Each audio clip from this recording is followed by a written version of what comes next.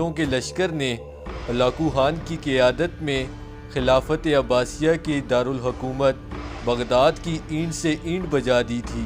ایک ایسے وقت دریاؤں اور پہاڑوں تک پھیل گئی تھی، اس لیے یہ خواب دراصل سلطنت عثمانیہ کی وسعت سے متعلق ایک پیشن گوئی تھی۔ ارطغرل غازی کے ولی عہد عثمان غازی اول اپنے والد ارطغرل غازی کی وفات کے بعد 27 ستمبر 1299 کو اپنی ریاست کے حکمران بن گئے۔ روم کے دارالحکومت کونیا پر منگولوں کے قبضے اور سلجوقی سلطنت کے خاتمے کے بعد عثمان غازی کی جاگیر خود مختار ہو گئی، جو بعد میں سلطنت عثمانیہ کہلائی۔ عثمان غازی کی جاگیر کی سرحد قسطنطنیہ کی باستینی سلطنت سے ملی ہوئی تھی۔ یہ وہی باستینی حکومت تھی جو عربوں کے زمانے میں رومی سلطنت کے نام سے مشہور تھے، جسے آپ ارسلان اور ملک شاہ کے زمانے میں سلجوقیوں نے بازجکا کروا لیا۔ اب یہ باستینی سلطنت بہت کمزور اور چھوٹی ہو گئی تھی، لیکن پھر بھی عثمان غازی کی جاگیر کے مقابلے میں بہت بڑی اور طاقتور تھی۔ باستونی قلعےدار عثمان غازی کی جاگیر پر حملہ کرتے رہتے تھے، جس کی وجہ سے عثمان غازی اور باستینی حکومتوں میں لڑائی شروع ہو گئی۔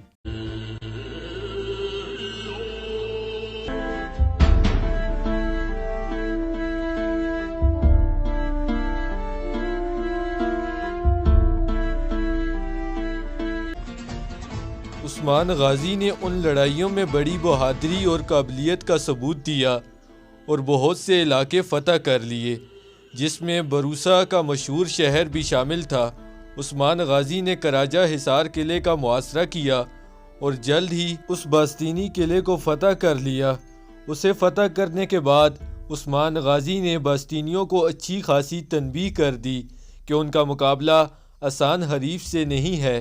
سلجوقی سلطان اس فتح سے بہت خوش ہوا اور اس نے عثمان غازی کو کراجہ حصار اور اس کے ارد گرد کا تمام علاقہ جو عثمان غازی نے بزور شمشیر حاصل کیا تھا وہ ان کی جاگیر میں دے دیا اور اسے نیز بخت کا خطاب دیا۔ عثمان غازی کو اس علاقے میں اپنا سکہ جاری کرنے کی اجازت دے دی۔ بادشاہی کے تمام لوازمات عثمان غازی کو میسر آ گئے۔ 1300 میں شاہی کوچک میں تراتاریوں کے حملے سے سلجوقیوں کی سلطنت کا خاتمہ ہو گیا اور عثمان غازی بالکل آزاد اور خود مختار ہو گئے۔ آئندہ اس کے بعد عثمان غازی نے تمام فتوحات ایک خود مختار حکمران کی طرح کی۔ سلطان عثمان غازی کا مقصد صرف دیگر ریاستوں کو فتح کرنا نہیں تھا، بلکہ کافی عرصہ وہ شہروں کے انتظامی معاملے میں مصروف رہے، حکومت کے مختلف شعبے قائم کیے، عوام کی فلاح و بہبود کے لیے بہت کام کیا۔ کچھ ترک سردار جنہوں نے ان کی خاموشی کو عثمان غازی کی کمزوری سمجھا، شاید وہ عثمان غازی کی بڑھتی ہوئی طاقت سے خائف تھے، انہوں نے عثمان غازی کے مفتوحہ علاقوں پر حملہ کرنا شروع کر دیا، لیکن عثمان غازی نے تمام سرداروں کی غلط فہمیاں دور کر دی۔ 1300 میں یعنی شہر جو کہ برسا کا ایک ضلع تھا، اسے فتح کر کے اپنی نوزائیدہ سلطنت کا دارالحکومت بنا دیا۔ 1301 میں سلطان عثمان غازی نے باستینی شہنشاہ کی ایک بڑی فوج کو کارجسار کے مقام پر عبرتناک شکست دے دی۔ 6 سال کے اندر اندر عثمان غازی باستینی قلعوں کو فتح کرتے ہوئے بحر اسود تک پہنچ گئے۔ برسا، نیکیا اور نیکومیڈیا کے ارد گرد کے تمام علاقے فتح ہو گئے۔ ان حالات کو دیکھتے ہوئے باستینی شہنشاہ نے تاتاریوں کو اکسایا کہ وہ عثمان غازی پر حملہ کریں۔ تاتاریوں نے عثمان غازی کے علاقوں پر حملہ کیا۔ اس بار عثمان غازی نے اپنے بیٹے ارحان غازی کو تاتاریوں کا مقابلہ کرنے بھیجا۔ ارحان غازی نے تاتاریوں کو سخت شکست دی۔ یوں باستینیوں سمیت سلطان عثمان غازی کے سب دشمنوں کی امیدوں پر پانی پھر گیا۔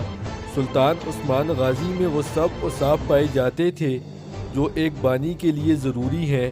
آپ کی ہمت بہادری غیر معمولی تھی۔ جنگ میں خود اس طرح جذبے سے لڑتے تھے کہ سپاہیوں میں نئی روح پھونک دیتے۔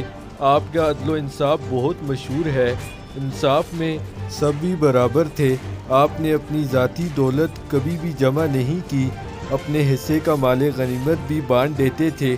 آپ کی وفات کے بعد آپ کے مکان میں سے کوئی سونا، کوئی رقم وغیرہ نہیں ملی، صرف ایک کفتن، ایک نمکدان، ایک سوٹی، امامہ، لکڑی کا چمچ اور چند عربی گھوڑے ملے۔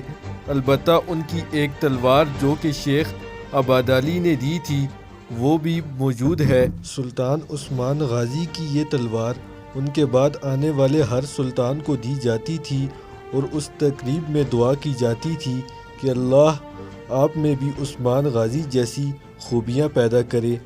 سلطان عثمان غازی نے اپنے چچا کا قتل کیا یا نہیں؟ اگر کیا تو کس بنا پر کیا؟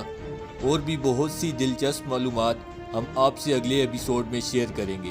تب تک کے لیے اللہ حافظ۔